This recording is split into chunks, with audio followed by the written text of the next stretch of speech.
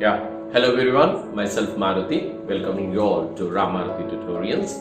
Okay, in this video, I have taken a topic from progressions, right? In that progressions, I have chosen arithmetic progression, and in that arithmetic progression, one of the important concepts, that is finding the next terms. Of course, he may be asking 5 next terms, 4 next terms, or 3 next terms, whatever it might be. We are finding the next terms of the arithmetic progression. That is the given question for us. So, to deal with that concept, to explain you that, let me get back to the definition of arithmetic progression. What does the arithmetic progression say? Right? Arithmetic progression, AP, is a series in which every term except the first term is obtained by adding a fixed term. Of course, the fixed number is nothing but common difference. By adding a fixed number to the term just preceding to it. So, to make that clear to you, let me explain you with the help of an example. Suppose the arithmetic progression, if you take A1, A2, A3, and so on till AN. Okay, so to find the next term A4, to find the term A4, what is the procedure? Now, what is the term? If you want to find A4, what is the term just preceding to that? A3. Yes, A3. And what he says, except the first term, by adding, by added or adding plus. What we are going to add? We are going to add the common difference. We know the common difference is nothing but D. Okay, so this is the simple procedure. To obtain any term, what we are supposed to do? We have to catch up the term which is just preceding. Yes, and we have to add the common difference. Suppose assume that we like to deal with the fifth term. How to obtain the fifth term? Now, what is the term just preceding to A5? Obviously, A4. Right, and what we are going to add? We are going to add the common difference. We know what is the meaning of common difference. The difference between two terms in an AP, any two terms in AP is nothing but common difference. That is how we are going to find it out. Now, let me go with an example here.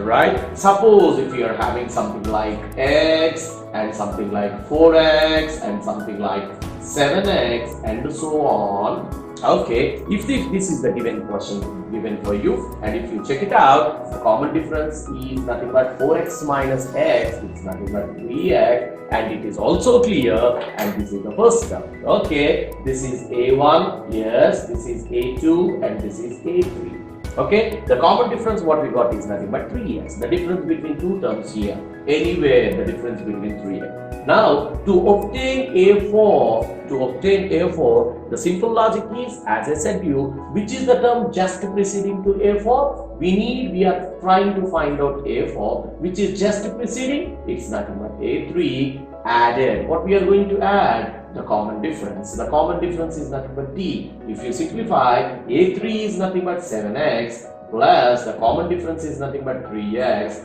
It's nothing but 10x. But if he is asking something like 3 terms, let's go like this. If it is A4, let us go with A5, which is nothing but A4. The preceding term is A4 and we are adding the common difference. It's D. So, A4 just now we got it as 10x and the common difference is 3x. It's nothing but 13x. In this way, we can find as many terms as we need. So, simply remember, right, just add the common difference to the term just preceding it. So, we will be dealing with a little bit tricky and tough sums in the final.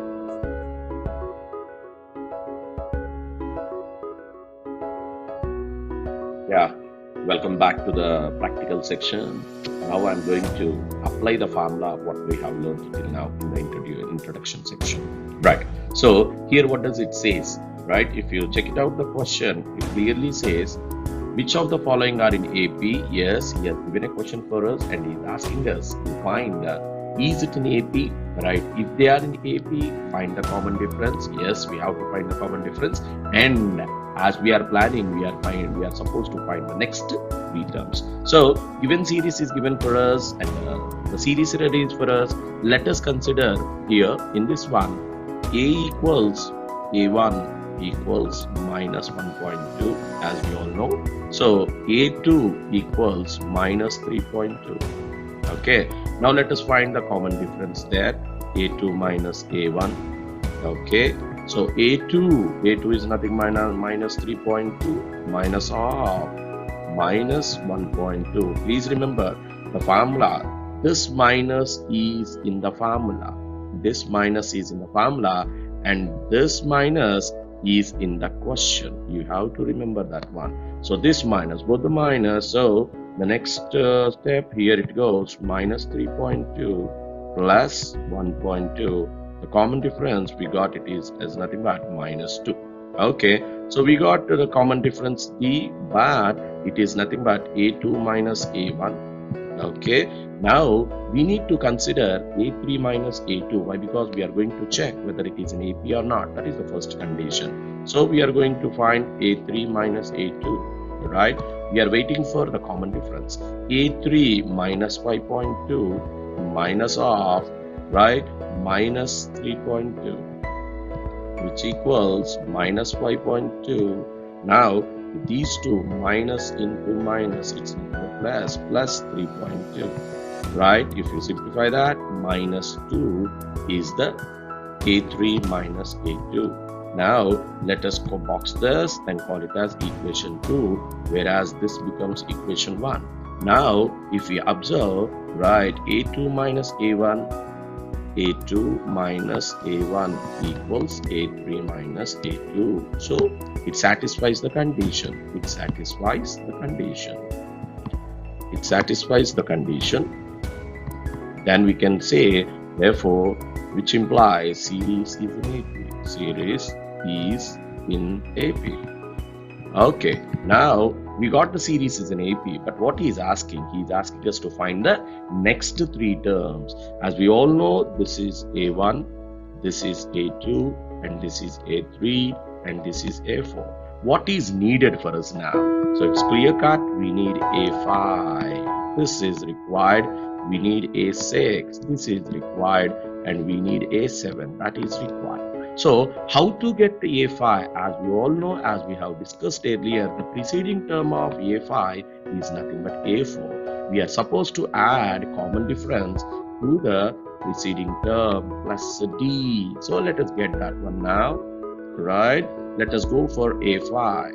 A5, as we all know, the preceding term of A5 is A4 plus common difference. Okay, what is A4? What we got just now, minus 7.2 plus the common difference just now we got it, it's nothing but minus 2.